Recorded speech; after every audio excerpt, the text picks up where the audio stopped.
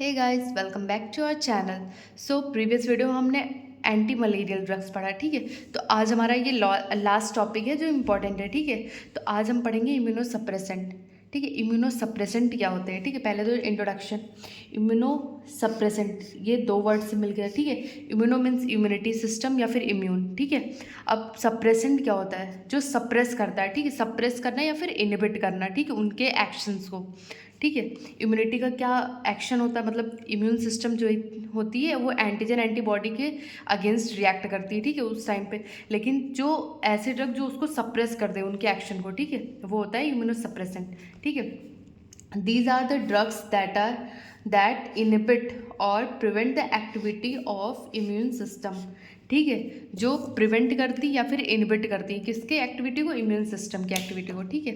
अब और definition immune suppressant involves an act that reduces activation of efficacy of immune system, ठीक है। ये ऐसी ड्रग होती है जो कि इम्यून सिस्टम के एक्टिवेशन को रिड्यूस करती है, ठीक है। बेसिकली इनके जो एक्शन है उनको इनहिबिट करती है या फिर सप्रेस करती है, ठीक है। अब इसका मेन है क्लासिफिकेशन, ठीक है। क्लासिफिकेशन में फर्स्ट आता है कैल्सिन यूरिन इनहिबिटर्स, ठीक है। अभी तो क्लासिफिकेशन हम ऐसे पढ़ा रहे हैं, क्लासिफिकेशन की वीडियो हम शॉर्ट्स में डाल देंगे, ठीक है। आप वहाँ से देख लेना, वो इजी पड़ जाएगा आपको, ठीक है। अब देखो कैल्सिन यूरिन में जो ड्रग्स आती हैं वो इसमें है, ठीक है। अब देखो इसमें आता है साइक्लोस्पोरिन, ठीक है। कैल्सिन यूरिन के अंडर में आता है साइक्लोस्पोरिन। ये जो होती है ये किस टाइम पे दी जाती है, prevention from graft rejection in renal, जैसे रीनल में ट्रांसप्लांटेशन होता है, जैसे किडनी ट्रांसप्लांट करते हैं उस टाइम पे हम ये ड्रग देते हैं साइक्लोस्पोरिन, क्योंकि जब कोई फॉरेन बॉडी या फिर फॉरेन चीज़ें जाती हैं बॉडी में तो वो एंटीजन एंटीबॉडी रिएक्शन होता है तो वो रिजेक्ट कर देती हैं कई बार, है ना। तो उसको प्रिवेंट करने के लिए होता है, ठीक है। और सेकंड आता है टैक्रोलिमस, ठीक है। ये किस लिए यूज़ होती है, it is used when rejection is not suppressed, ठीक है। जब हम टैक्रोलिमस तब यूज़ करते हैं जब साइक्लोस्पोरिन जो है कि हमारी एक्ट नहीं कर पाती, मतलब वो उसको सप्रेस नहीं करती है, ठीक है। टैक्रोलिमस यूज़ करते हैं, ठीक है। ये बेसिकली इसमें दिए जाते हैं लीवर ट्रांसप्लांटेशन में, ठीक है। अब आता है माइकोफेनोलेट, ठीक है। माइकोफेनोलेट जो होता है वो तो माइकोफेनोलेट जो होता है वो ऐड किया जाता है साइक्लोस्पोरिन के साथ, ठीक है। क्योंकि हम साइक्लोस्पोरिन या फिर ये सारी ड्रग्स दे रहे हैं जो कि बहुत टॉक्सिसिटी क्रिएट कर सकती है बॉडी में, ठीक है। तो उसको दिया जाता है साइक्लोस्पोरिन के साथ उनकी टॉक्सिसिटी को रिड्यूस करने के लिए। स्टार्ट। अब इसमें है सेकेंड, पहला आ गया कैल्सिन यूरिन इनहिबिटर्स, ठीक है। अब इसमें आता है सेकेंड मोटोर इनहिबिटर्स, ठीक है। इसमें दो ड्रग्स आती हैं मोटोर इनहिबिटर्स में, सिरोलिमस इवोरोलिमस, ठीक है। आपको ये याद करनी पड़ेगी, ठीक है। अब आता है थर्ड साइटोटॉक्सिक ड्रग, ठीक है। साइटोटॉक्सिक ड्रग में आती है पहली साइक्लोफॉस्फामाइड। ये बोन मैरो ट्रांसप्लांटेशन में देते हैं, क्योंकि बोन मैरो ट्रांसप्लांटेशन करते हैं तो उस टाइम पे बॉडी बहुत जल्दी उसको रिजेक्ट कर देती है, क्योंकि वो फॉरेन होता है, ठीक है। वो बाहर किसी और से लिया गया होता है, ठीक है। तो बॉडी रिजेक्ट कर देती है, उस टाइम पे इसको देते हैं इम्यूनिटी को सप्रेस करने के लिए, ठीक है। इसके बाद फिर आता है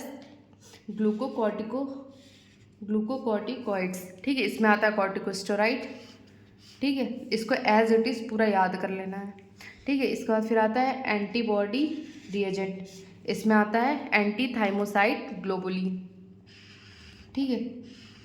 ये जितना क्लासिफिकेशन है ये पूरा ऐसे एज इट इज़ रट डालना है, ठीक है। अब इंडिकेशंस देखो, इंडिकेशंस में पहला आता है ऑटो इम्यून डिजीज़, है ना। किसी को ऑटो इम्यून डिजीज़ क्या होता है, वो जो हमारी इम्यून सेल्स होती हैं वो खुद अपनी सेल्स को पहचान नहीं पाती और उनको किल आउट करने लगती है, ठीक है। ऑर्गन ट्रांसप्लांटेशन, ठीक है। हम कोई फॉरेन ट्रांसप्लांटेशन कर रहे हैं या फिर ऑर्गन को ट्रांसप्लांट कर रहे हैं उस टाइम पे देते हैं, ठीक है, ताकि इम्यूनिटी सप्रेस हो और उसको बॉडी एक्सेप्ट कर पाए, ठीक है। इसके बाद फिर आता है रूमेटाइड अर्थराइटिस। रूमेटाइड अर्थराइटिस क्या होता है, रूमेटाइड फीवर की वजह से जो अर्थराइटिस होता है, ठीक है, पेन होता है। अब आता है अल्सरेटिव कोलाइटिस, ठीक है, कोलॉन्स में अल्सर बन जाते हैं। इसके बाद फिर आता है ट्रांसप्लांट रिजेक्शन, है ना, वही सेम है। तो इंडिकेशंस इसके हैं। अब आता है कॉन्ट्रा इंडिकेशन, ठीक है, मतलब किस में नहीं दी जाती है।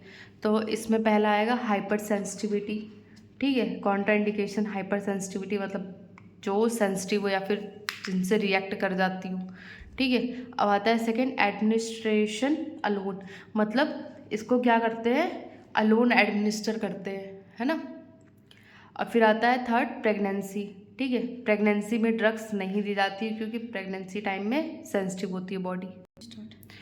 अब इसके साइड इफ़ेक्ट्स, ठीक है। साइड इफ़ेक्ट्स में पहला आ जाएगा इन्फेक्शन, ठीक है। Irritation at the site of administration, मतलब जहाँ से हम उसको एडमिनिस्टर कर रहे हैं, ठीक है, जिस रूट से, वहाँ पे इरिटेशन होने लगेगी, ठीक है। एनीमिया, है ना, ब्लड की कमी हो जाएगी। नॉजिया, वॉमिटिंग, ठीक है। इसमें हेडेक, डिजीनेस, जो भी लिखना हो वो लिख डालो, ठीक है। साइड इफेक्ट्स बस लिखना होना चाहिए, ठीक है। अब nursing responsibilities, perform routine vital checkup, है ना, उनका रूटीन चेकअप करेंगे, ठीक है।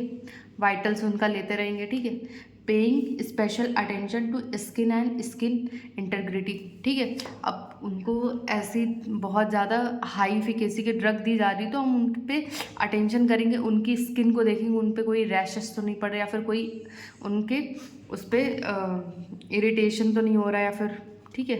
अब आता है liver and kidney function test, ठीक है। Liver kidney function test mandatory, इसको देखना ही पड़ेगा, है ना, क्योंकि जहाँ पे मेटाबॉलिज्म और किडनी से एक्सक्रीशन हो रहा, अगर ये नहीं देखेंगे तो क्या पता टॉक्सिसिटी बढ़ जाए बॉडी की, है ना, तो फिर वो और ज़्यादा वर्स्ट कंडीशन लीड कर सकती है, ठीक है। इसके बाद फिर आता है टेल पेशेंट और family to report any adverse effect, ठीक है। हम पेशेंट को बताएंगे या फिर उसकी फैमिली को बताएंगे जैसे उनके क्या क्या एडवर्स इफेक्ट, साइड इफेक्ट, अगर इनमें से कोई भी उसको दिख रहा है तो वो हमें रिपोर्ट करेगा, ठीक है। ये हो गया हमारे इम्यूनो सप्रेसेंट ड्रग्स, ठीक है।